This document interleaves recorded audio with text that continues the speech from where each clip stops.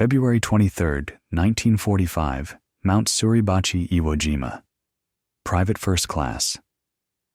Tadashi Yamamoto crouched in a reinforced concrete bunker, his hands trembling as he wrote words that could have cost him his life if discovered by his superiors. The Marines are not human. They do not die like other men. Everything we were told about American weakness was a lie. Through the narrow firing slit before him, the young Japanese soldier had just witnessed something that contradicted every belief his empire had instilled in him. 6 U.S. Marines had charged straight into his position through withering machine gun fire. 3 were cut down instantly. The others kept coming. When Yamamoto's comrades hurled a volley of grenades, one Marine threw himself over the blast, shielding his squad mates from the explosion. Bleeding and maimed, he tried to continue firing until his body could no longer obey. Minutes later, the position fell. It was one of thousands across Iwo Jima's black volcanic ridges that would witness similar acts of almost superhuman resolve. 21,000 Japanese defenders occupied that island, entrenched in an elaborate labyrinth of tunnels, pillboxes, and underground fortifications stretching nearly 18 kilometers. They had been told that American troops were soft, undisciplined products of a decadent democracy. Yet what they encountered on Iwo Jima, 70,000 Marines who attacked without hesitation despite catastrophic losses, shattered every myth the Imperial Japanese Army had created about its enemy. The mathematics of that miscalculation would be written not in theory, but in blood. 26,000 Marine casualties in 36 days, one of the highest loss rates of any American campaign. But those numbers concealed something deeper, a cultural and psychological collision between two nations with radically different understandings of endurance sacrifice and the machinery of modern war. The collapse of Japanese confidence had in truth begun long before Iwo Jima. It started 2.5 years earlier in August 1942 on a humid, disease-ridden island few Japanese officers had ever heard of Guadalcanal. Corporal Hideo Takahashi, a veteran of the brutal China campaign, where Japanese divisions had crushed opponents with seeming invincibility, wrote in his diary after the first week of fighting, "The Americans who landed are different from any enemy we have faced. They do not retreat when surrounded. They do not surrender when their position becomes hopeless. They fight at night as if darkness gives them strength rather than fear." Guadalcanal was the first Japanese defensive battle of the Pacific War, and it was supposed to be easy. The Imperial Army had expected to sweep aside the 1st Marine Division, just over 16,000 men, an untested force drawn from a nation the Japanese military viewed as wealthy but weak. Japanese intelligence described the Marines as elite, only in name volunteers trained to fight in small colonial wars, not in the decisive battles of empire. Within days, that arrogance met a grim reality. On the night of August 20th, 1942, Lieutenant Shigeru Fukudome led 200 men in an assault to recapture Henderson Field. They were veterans who had defeated Chinese divisions several times their size. They advanced through the humid jungle in textbook formation bayonets, fixed confident that the Americans would panic once their trenches were overrun in the darkness. But the Marines were waiting. Their positions were arranged in interlocking arcs of fire, a kill zone mapped with the precision of engineers. When the Japanese entered it, they were cut down almost instantly. Then something happened that defied every Japanese tactical doctrine.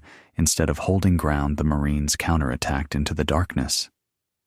They moved like ghosts, firing automatic weapons with deadly precision, advancing, retreating, and reappearing from the jungle shadows. Fukudome's diary, recovered from his body 3 days later, read simply, "They attacked us in the night.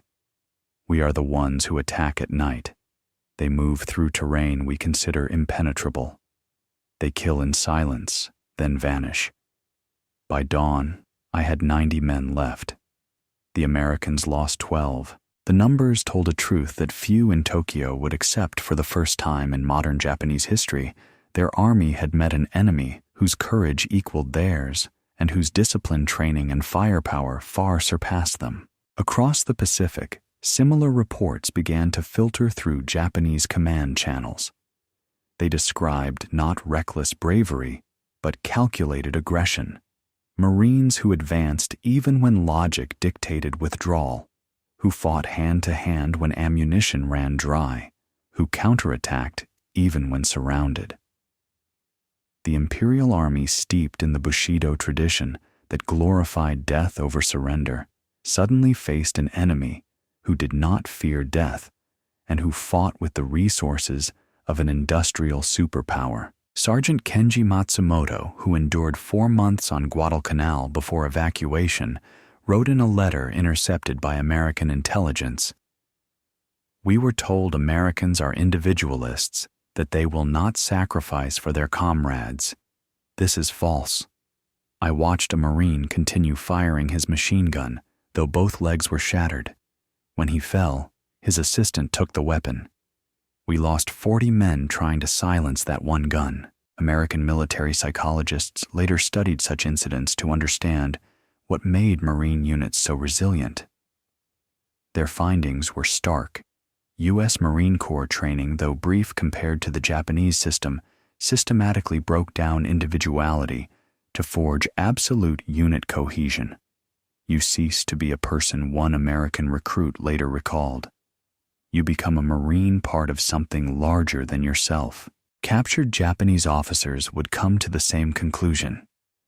In 1943, during an intelligence briefing, a staff officer who had interrogated Marine prisoners told his peers, "They have copied our Bushido, but combined it with something we did not anticipate, the power of American industry." It was a devastating synthesis, the warrior ethos of ancient Japan fused with the mechanical efficiency of a modern economy. Marines were willing to die, but unlike Japanese soldiers, they fought with overwhelming material support, artillery tanks, flamethrowers, naval gunfire, and air power that erased the advantage of fortified defenses.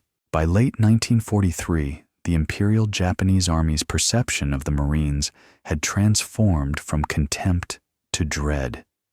Battles like Tarawa, where 4,500 Japanese defenders were annihilated in just 76 hours, demonstrated that courage alone was meaningless against an enemy who could afford to lose thousands and still prevail.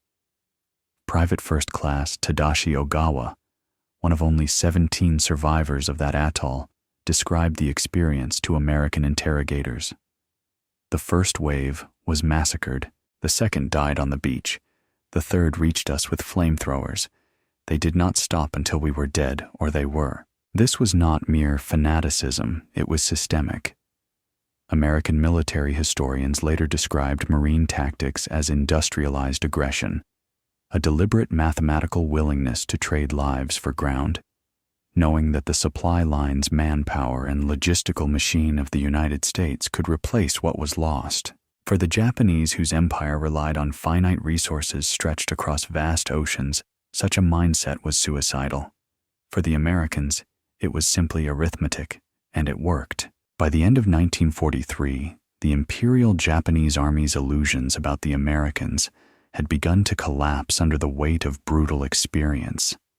The Marines had proven they would not just fight, they would persist, no matter how severe the losses. On Tarawa, on Guadalcanal, on Bougainville, Japanese defenders had watched an entire generation of American youth turn into relentless stormtroops molded by training technology and logistics into something neither samurai culture nor European military theory had ever imagined. Japanese intelligence summaries from the time began to shift tone from disdain to analytical fear. One captured report compiled by officers who had fought in the Solomon Islands stated, "American Marines possess shock power that is both material and spiritual. Their fire support is endless, their morale unaffected by casualties. The more they are killed, the more they seem to fight." Captain Yoshio Kobayashi, who survived Guadalcanal and later became an instructor in Japan's officer corps, attempted to explain this transformation to his cadets. The Marines advance as if immune to fear. Their discipline is not the stiff obedience of European armies, but something instinctive, a collective will to achieve the mission. When one man falls, another instantly replaces him. It is not bravery alone. It is organization made into instinct. What the Japanese officers had witnessed was not madness nor mysticism. It was the emergence of a new kind of warfare, one where psychological resilience, industrial logistics, and tactical autonomy fused into a single doctrine. The Marines had learned through blood that attrition was not defeat, it was merely the price of progress. Lieutenant Colonel Kunio Nakagawa, who commanded Japanese forces on Palayu, prepared his defenses expecting a traditional American approach, bombardment pause, and cautious advance.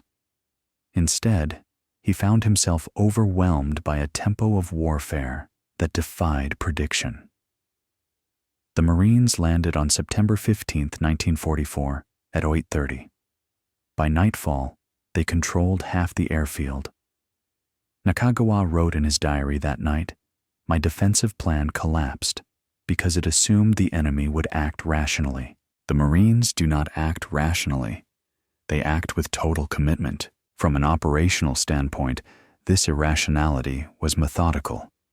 The U.S. Marine Corps had embraced a doctrine of vertical integration, combining air, sea, and land firepower into a unified machine. Rand Corporation analysts decades later would describe this as proto-networked warfare, multiple combat branches linked by radio maps and prearranged signals into a seamless killing system. Each squad could call artillery, each platoon could summon airstrikes, and every movement was coordinated to create continuous momentum. To the Japanese defenders, this felt like facing an enemy that never rested, because it didn't. Sergeant Kenji Matsumoto, captured on Bougainville, described what he witnessed. "We thought the night belonged to us. The Marines fought all day and still attacked in darkness. When they were not moving, their artillery fired.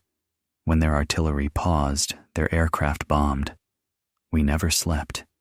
We could not even die in peace." For Japan's Imperial High Command, such reports were devastating.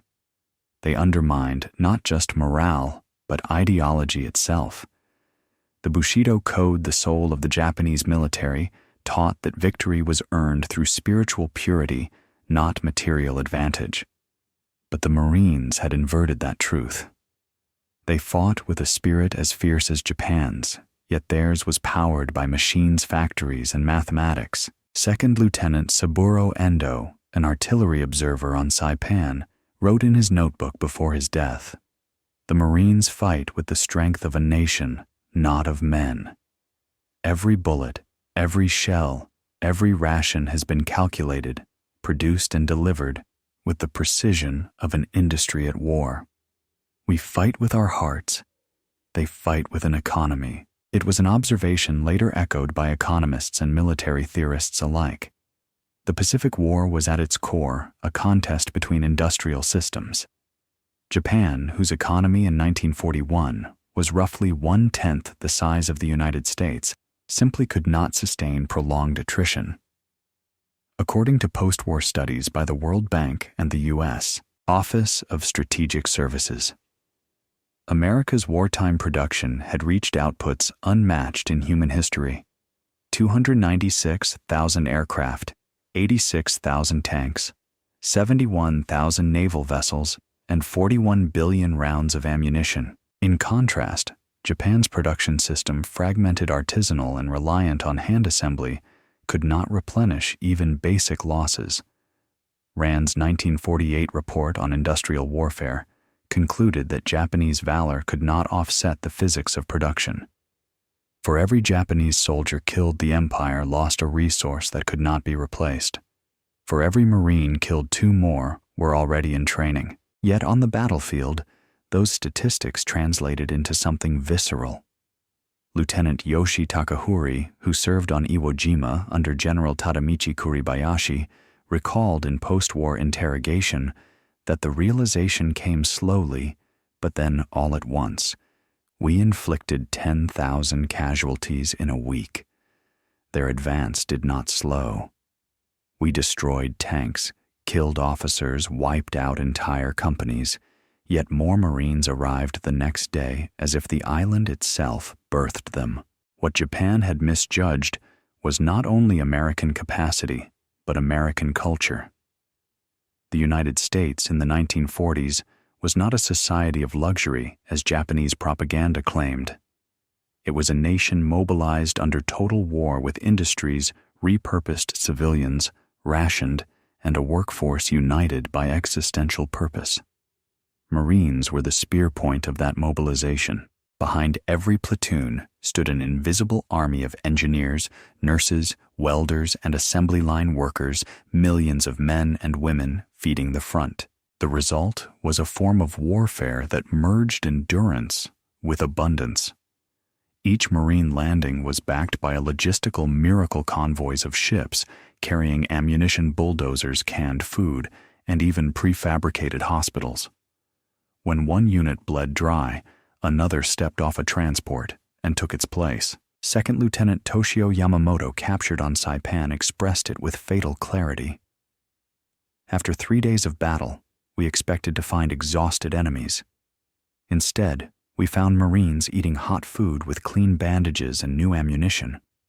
Their wounded were gone, their dead buried their replacements fresh. They fought the most intense battle of the Pacific War and lived better than we did in garrison. To Japanese officers steeped in ideas of ascetic endurance, this was incomprehensible.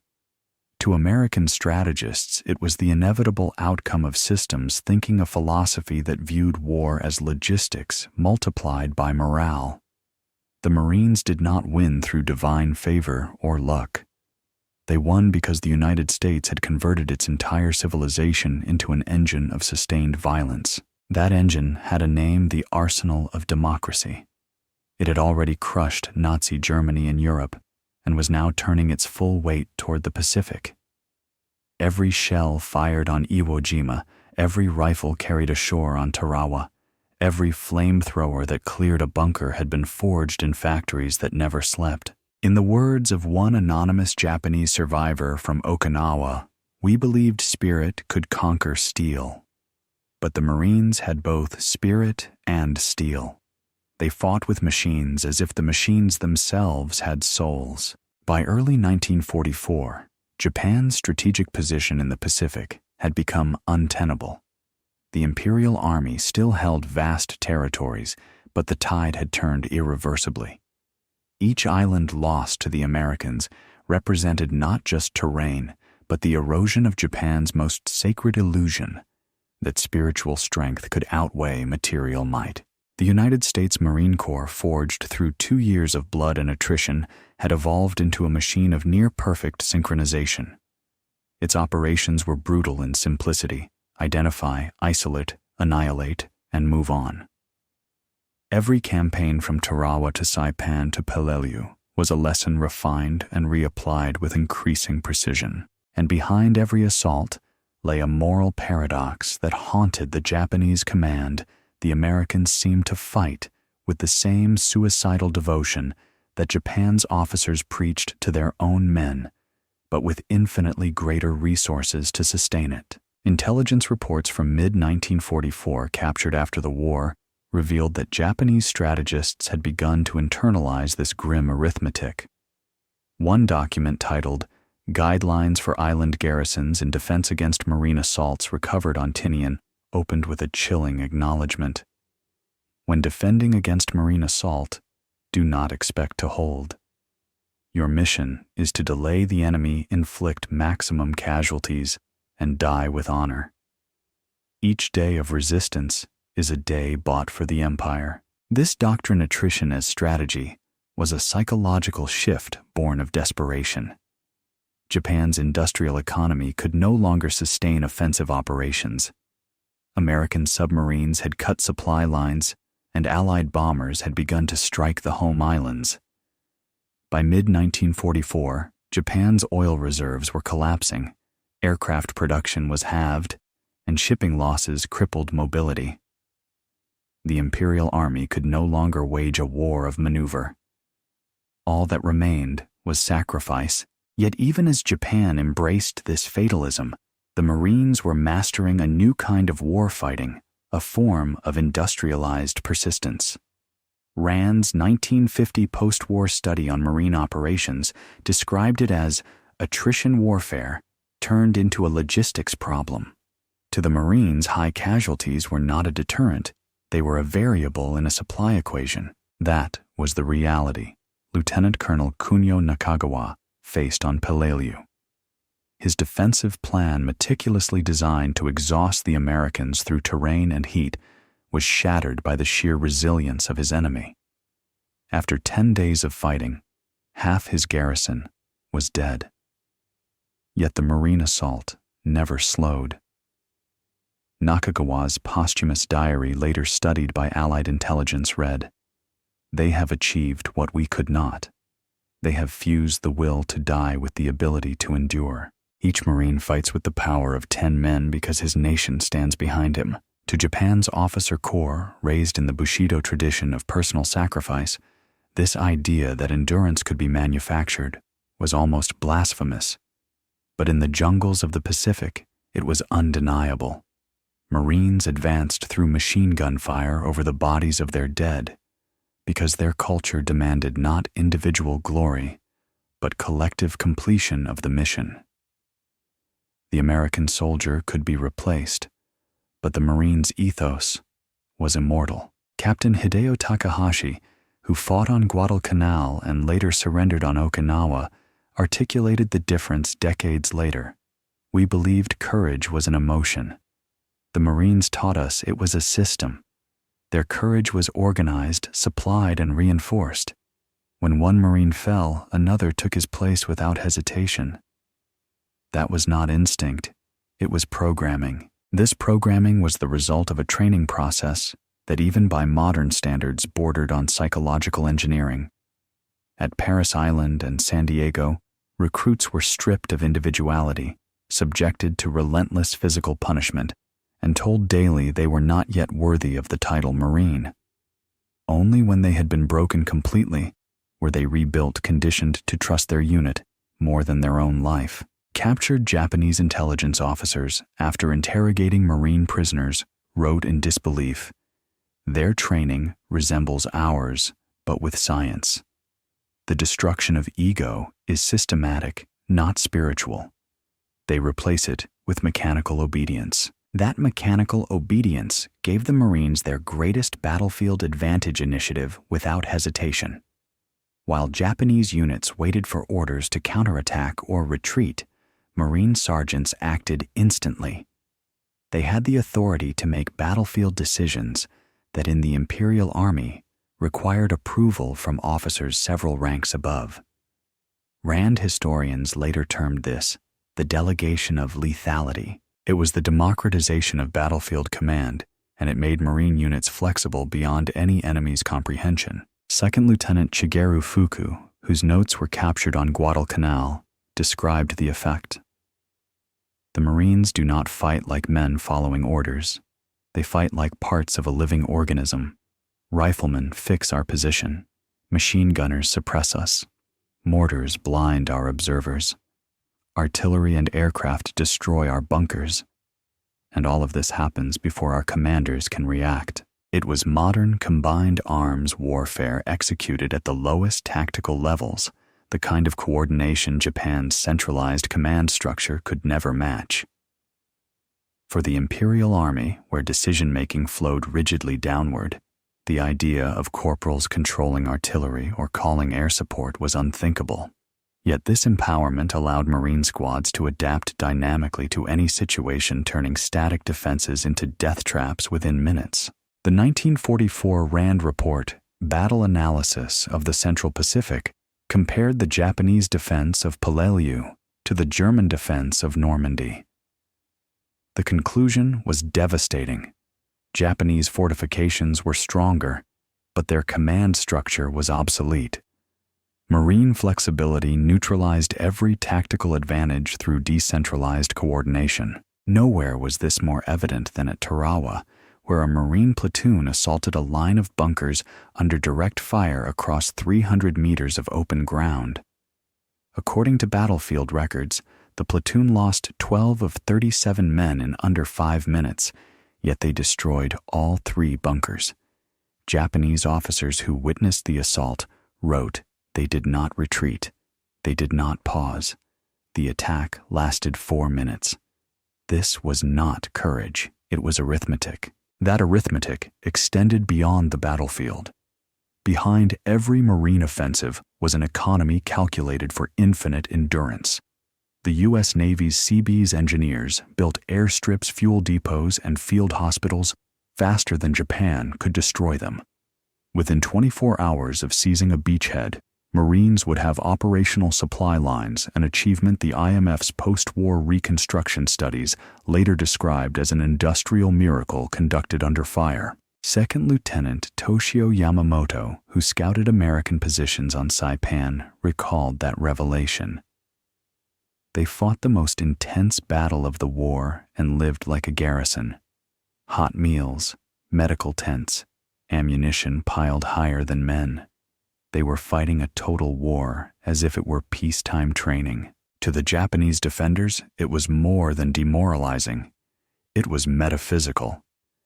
They realized they were not fighting men, but a civilization that had mechanized determination itself. By mid-1944, even Japan's general staff began to accept that no number of heroic deaths could balance this equation. The empire had entered what one officer called the mathematics of defeat. American logistics meant the longer a battle lasted, the stronger the Marines became. For Japan, every hour of resistance only deepened exhaustion, hunger, and despair. In one intercepted message from a Japanese garrison commander on Tinian, the tone bordered on resignation. "Each day of battle is another day of annihilation. We no longer fight for victory, but for delay. Even our delays have limits." And still the Marines came unending, unyielding, and unbreakable. By the autumn of 1944, the Pacific was no longer a vast ocean of Japanese control. It had become a chain of isolated islands waiting to die.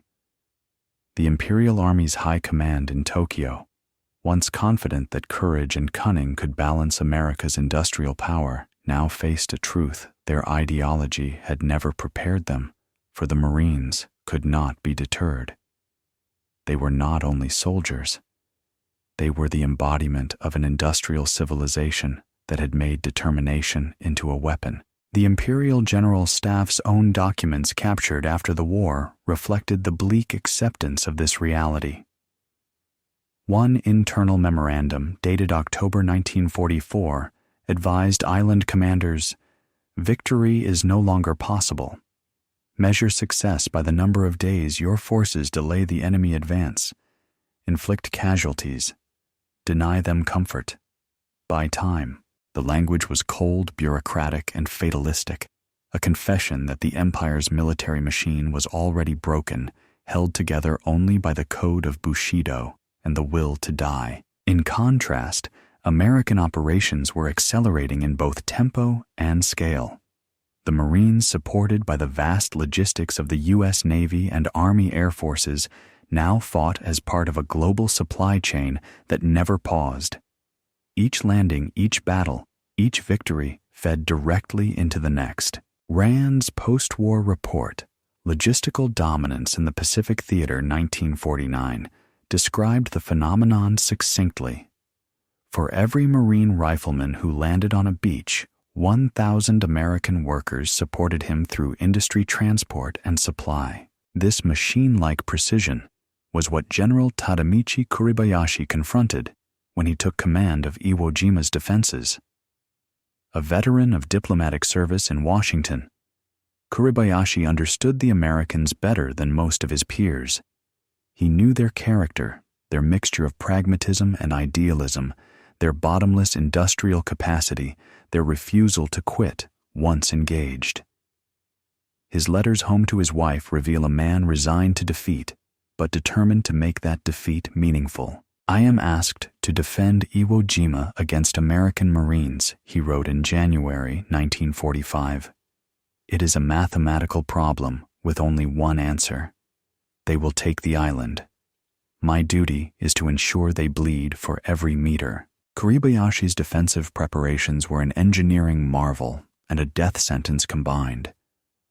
He rejected the reckless banzai charges that had doomed earlier garrisons and instead designed a defense in depth 11 miles of tunnels, 1,500 caves, and hundreds of interlocked bunkers built into the volcanic rock. Every approach was registered for pre-sighted artillery and mortar fire. The plan was simple: hold as long as possible, kill as many Marines as possible, and die in place. On February 19, 1945, 3 Marine divisions, nearly 70,000 men, landed on Iwo Jima's sulfuric beaches. The naval bombardment that preceded them had been immense: 7,000 tons of shells and bombs. Yet Kuribayashi had ordered his men to remain silent. For the first hour, the Americans believed the enemy was dead.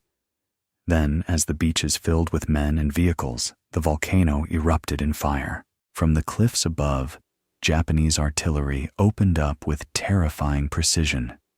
Machine guns swept the sand mortars rained from hidden pits, and flamethrower nests turned landing craft into burning coffins.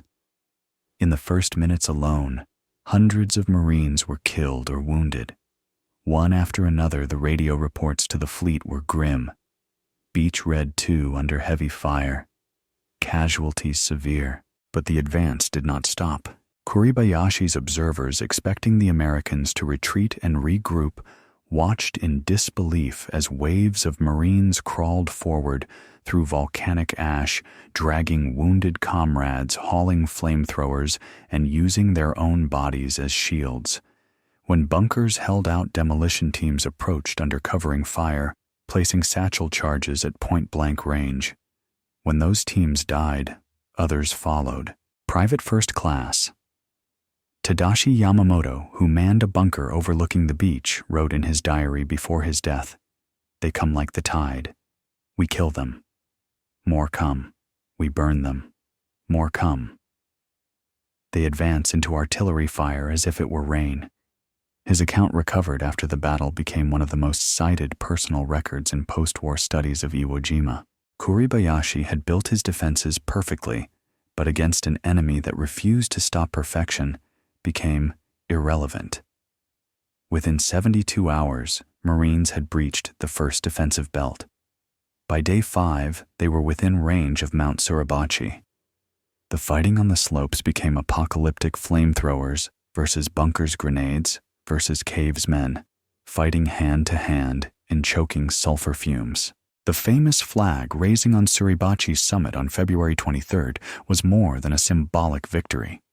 It was the moment when Japanese officers finally grasped that their defeat was total.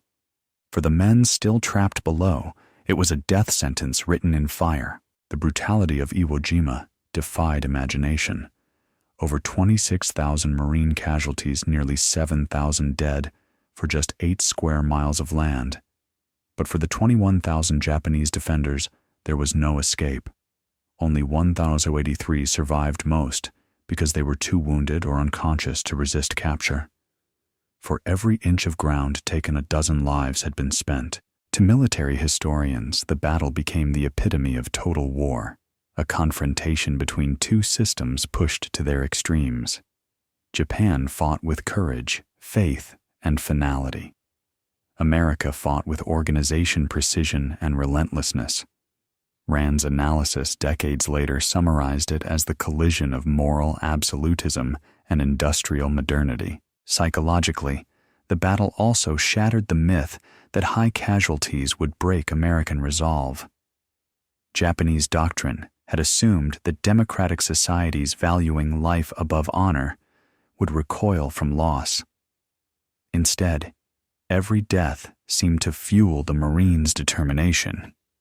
Each fallen comrade became a rallying point for vengeance. Survivors later spoke of a strange calm that set in after days of unending violence, a state beyond fear. We stopped thinking about dying, one Marine sergeant recalled in a 1960s oral history. We just thought about getting it done. No one wanted to be the reason the line stopped. This mindset bewildered Japanese officers who interpreted it as insanity. But psychologists studying Marine behavior after the war found a different explanation. It was not madness, it was conditioning. The same brutal training that had broken them as civilians had fused them into something collective, something immune to paralysis. Kuribayashi understood this too late. His final message to Tokyo, transmitted by radio on March 21, 1945, read, "The Marines are the most effective soldiers I have faced. Their training is superior. Their firepower is overwhelming. Their courage equals ours. Their numbers are endless. Japan cannot defeat such an enemy." In the silence that followed Iwo Jima's fall, that message would echo all the way to Tokyo and into history. The aftermath of Iwo Jima left the Japanese High Command in a state of collective shock. The empire had gambled everything on the island's defense, its most skilled engineers, its most disciplined troops, its most fortified positions. Yet the Marines had torn through it with a precision and relentlessness that made courage itself seem irrelevant. To the Japanese officers still clinging to the hope of a negotiated peace, the message was unmistakable.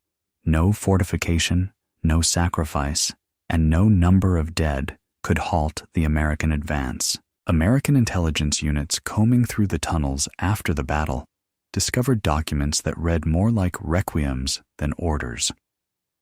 One typed directive from General Kuribayashi's headquarters stated simply, "Each life spent buys 1 hour of delay."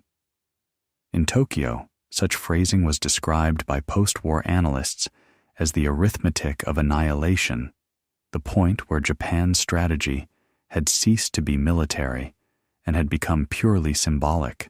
Meanwhile, in Washington, the battle was studied from another perspective as a lesson in the price of total victory. Over 26,000 Marine casualties for 8 square miles of volcanic rock. Rand's post-war analysis, War and Industrial Psychology 1950, noted that the campaign revealed the full consequences of a society willing to translate industrial scale into human endurance. The U.S. Marine Corps had become more than a fighting force. It was an extension of America's assembly lines. Men produced, trained, supplied, and replenished with the same precision as artillery shells or aircraft engines. This mechanized resilience terrified Japan's surviving commanders.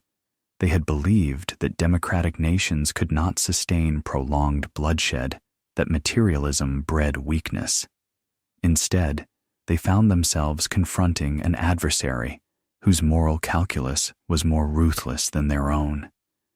The United States could count its losses and continue forward without hesitation because its war effort was systemic, not emotional. Factories could rebuild, families could mourn privately, and the machine of war would continue without pause.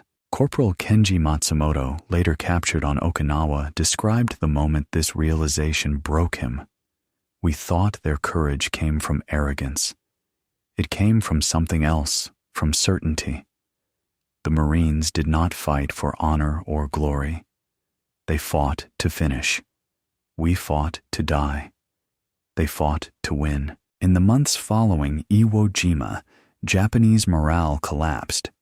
Reports from garrisons on Okinawa and the Ryukyus revealed troops already preparing mentally for death before the Americans had even arrived. Officers spoke in whispers of Kuribayashi's final message, the one intercepted by Allied intelligence and later translated for public release. "The Marines are the most formidable soldiers in history. They combine the courage of the samurai with the strength of machines." It was a statement that reverberated not only through the wreckage of Japan's war effort, but also through post-war academic circles. Historians from the University of Tokyo and the U.S. Army's Historical Division later collaborated on a study titled The Anatomy of Defeat, 1952, which concluded that the Japanese Army failed not for lack of bravery, but for lack of system. The report noted that Marine operations represented the first true industrial warfare doctrine, a method of fighting where logistics, communication, and psychological conditioning replaced traditional heroism as the engine of victory. While Japan descended into defensive desperation, the Marines themselves were already evolving again. At training bases in the Pacific replacement units, studied films of Iwo Jima's battles, identifying weaknesses and refining techniques for future landings. Casualty rates that would have crippled any other army became data points for improvement. RAND's subsequent analysis compared Marine after-action reports to manufacturing quality audits, observing that combat experience was treated not as trauma, but as feedback. That feedback produced an almost terrifying efficiency. When Marines landed on Okinawa just weeks later, their coordination with naval gunfire and air support had reached new levels of integration. The battle would last 82 days and claim over 100,000 Japanese lives, but the pattern was the same: relentless advance, overwhelming firepower, total absorption of losses without loss of momentum. To Japanese soldiers defending Okinawa's caves and ridges, it was the same nightmare all over again. Private Hideo Takahashi, captured after the battle, told American interrogators, "It was like fighting the ocean. We could kill hundreds, thousands, but the waves never stopped. You cannot defeat the sea." The Marines' ability to sustain such carnage without breaking drew fascination and concern among Allied commanders and psychologists alike. The U.S. Navy's Bureau of Medicine and Surgery conducted post-battle surveys revealing that Marine morale, while battered, had not collapsed. The conclusion was startling: combat stress was real, but unit cohesion and shared purpose mitigated its worst effects. In essence, the Marines' greatest weapon was their collective identity, a brotherhood so absolute that individual survival ceased to be the priority. Japanese soldiers misread this unity as fanaticism, much as the Americans had once misjudged Japanese Bushido. But where Bushido was personal and spiritual, Marine discipline was structural and repeatable. One RAND scholar later described it as engineered fanaticism, a phenomenon produced through indoctrination, repetition, and logistics rather than mysticism or ideology. The result was an army capable of sustaining attrition that would have broken any traditional force. When a Marine platoon was reduced by half the survivors, simply closed ranks and continued fighting as if the missing men had never existed. When officers fell, sergeants took over without pause. The system was self-correcting. Decentralized command ensured continuity, while centralized supply ensured sustainability. At the strategic level, this dynamic transformed the Pacific War into a foregone conclusion. By mid-1945, American industrial production had outpaced Japan's by factors of 50 to 1. According to data compiled by the U.S. Department of War and later confirmed by the IMF's post-war reconstruction studies, America's wartime GDP equaled that of the rest of the world combined. Japan starved of oil, steel, and manpower could no longer even supply ammunition to all its frontline units. Kuribayashi's final stand on Iwo Jima thus became a symbol not only of Japanese courage, but of the futility of courage alone. The Marines had proven that in the industrial age, bravery was meaningless without infrastructure, that heroism without machinery was suicide. This realization shook Japanese cultural identity to its core. For centuries, the samurai ideal had defined the nation's self-image: valor over comfort, sacrifice over survival. But on the beaches of Iwo Jima and the cliffs of Okinawa, the empire witnessed a new kind of warrior, one who possessed both the samurai's will to fight and the modern world's power to sustain it. Years later, Japanese historian Hiroshi Takayama would summarize this existential reckoning. The Marines defeated us not because they were more courageous, but because they had perfected our own ideal Bushido and fused it with industrial civilization. As the smoke cleared over Iwo Jima and the stars and stripes fluttered above Mount Suribachi, Japan's soldiers and leaders alike understood that the war was lost, not in that moment, but long before, when a nation of factories had decided to turn its machines into warriors. By the spring of 1945, the Japanese Empire was living on borrowed time. The loss of Iwo Jima was not just a military defeat, it was an existential revelation. The Empire's belief in moral superiority had met the cold arithmetic of mechanized warfare, and it had lost. Every report from the front, every shattered garrison, and every intercepted communication told the same story: the Marines were coming, and nothing could stop them. In Tokyo, General Hideki Tojo's successors read the intelligence summaries in silence. The tone had changed from confidence to despair. One document, written by the Imperial General Staff in March 1945, admitted what no one had dared to say aloud. Our soldiers have the will to die. The Americans have the means to make our deaths meaningless. It was a confession that reverberated through the corridors of power, a realization that the Bushido Code, once the soul of Japan's military identity, had become a one-way path to extinction. For the Americans, Iwo Jima was both victory and warning. The price, 26,000 Marine casualties, had stunned even Washington. Yet the campaign's efficiency reaffirmed the doctrine of total integration: artillery, armor, aviation, and infantry working as a single machine.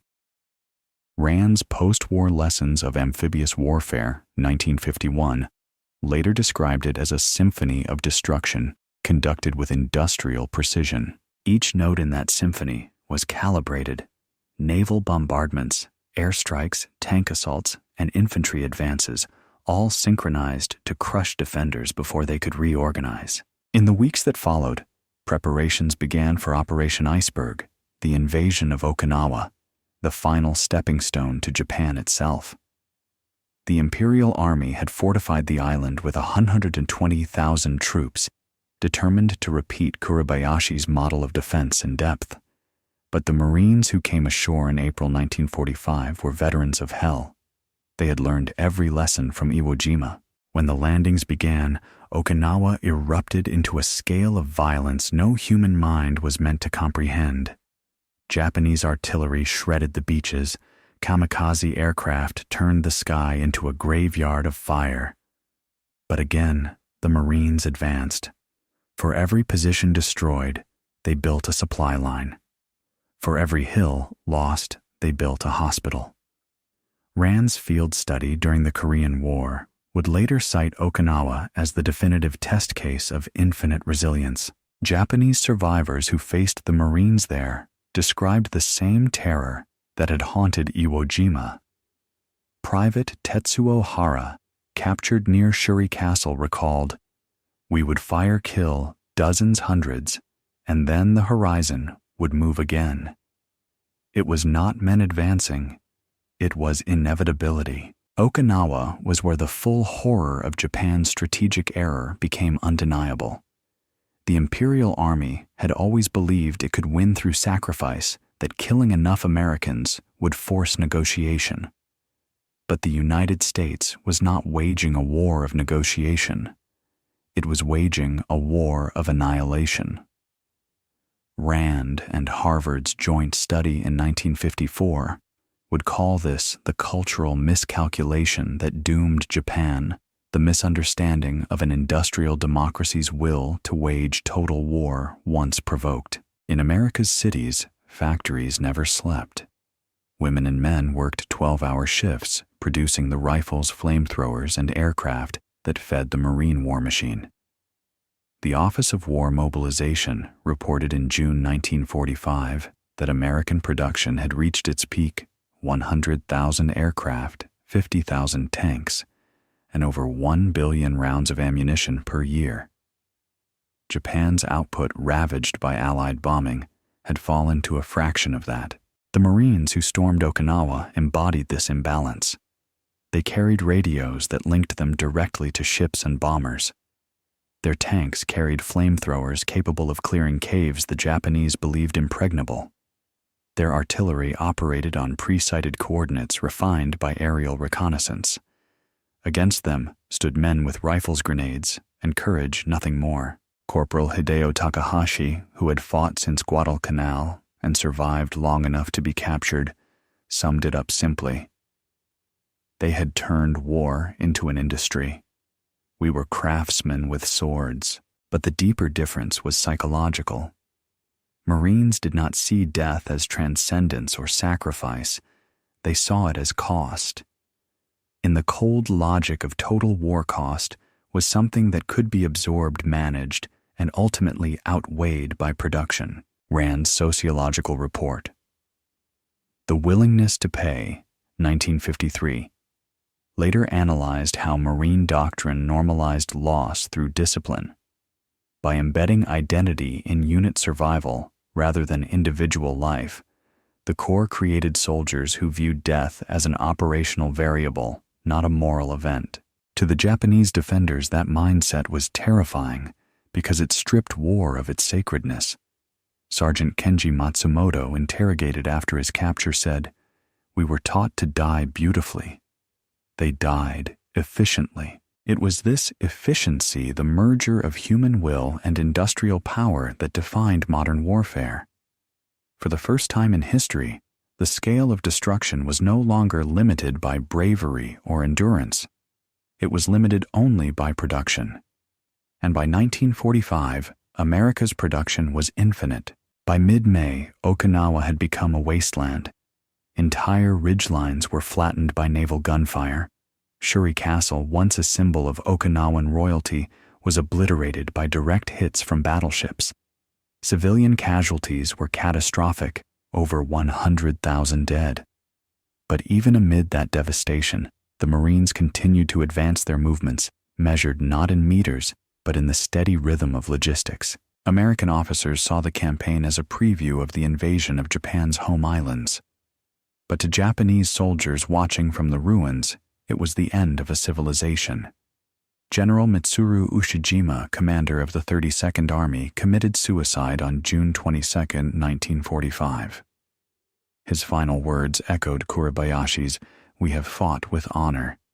But honor cannot stop steel. When news of Okinawa reached Tokyo, the emperor's advisors finally began to whisper the unthinkable surrender. Yet even then, remnants of the high command clung to the belief that the Americans could be deterred by the cost of invasion.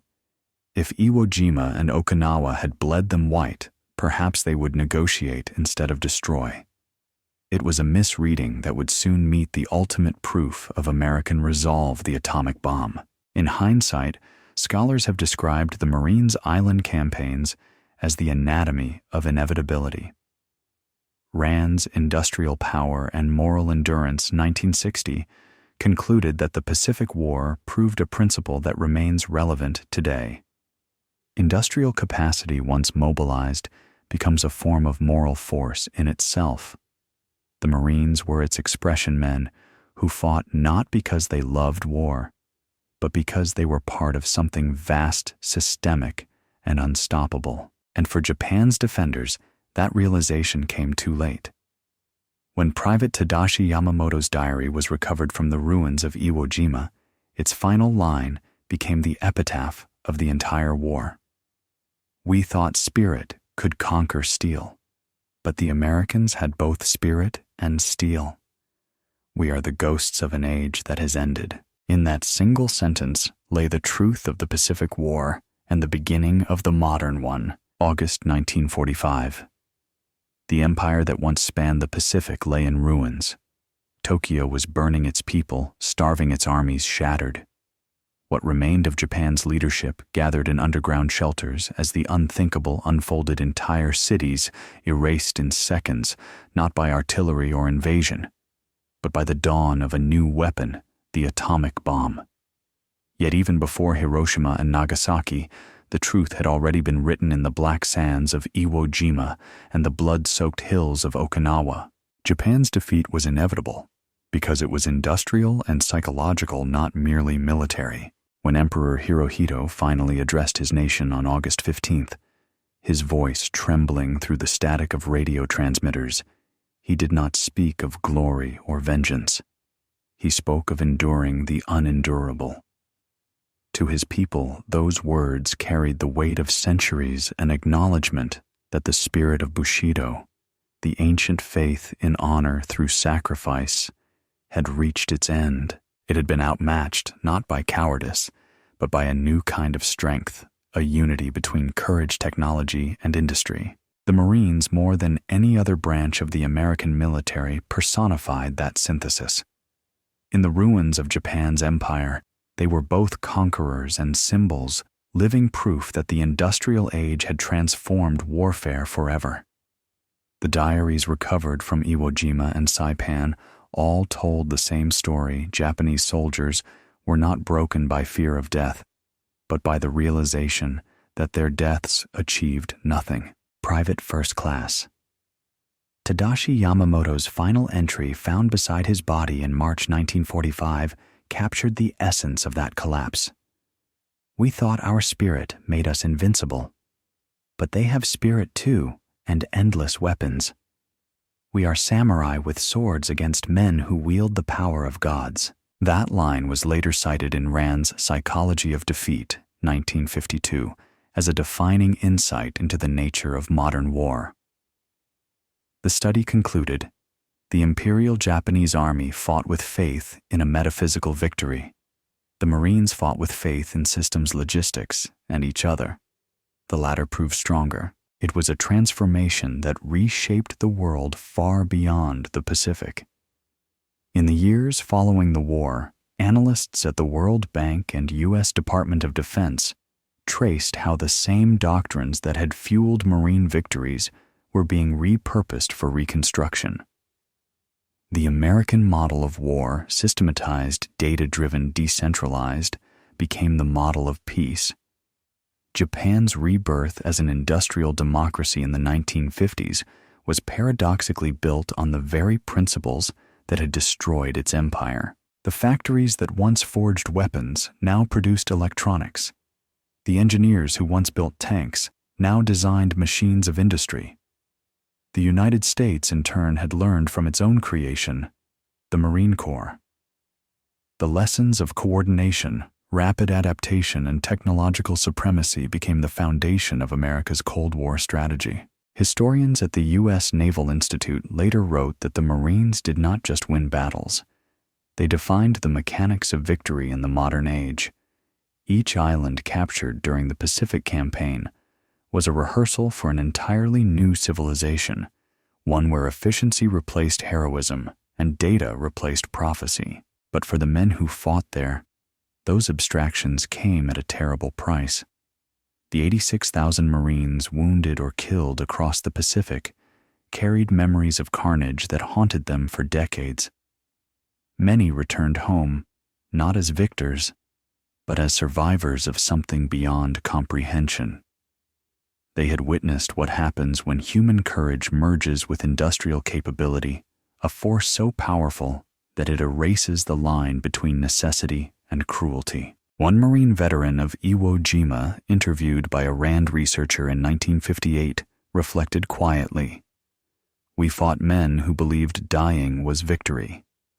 But by the end, I think we believed the same thing, we just had better tools to make it happen." That statement disturbed sociologists who later examined the moral consequences of total war. The fusion of technology and obedience that made the Marines unstoppable had also stripped war of its limits. Rand's Ethics of Mechanized Warfare, 1961, warned that when efficiency becomes a virtue, destruction becomes inevitable. Yet, to the Japanese veterans who survived that efficiency, was not monstrous. It was awe-inspiring. Many, like Corporal Hideo Takahashi, who was captured on Okinawa and lived until 1975, expressed admiration for the enemy who had crushed them.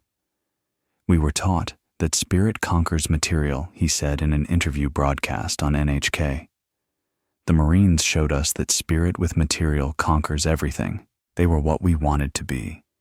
Disciplined, fearless, unbreakable, but with a nation behind them." It was a sentiment echoed across dozens of post-war testimonies.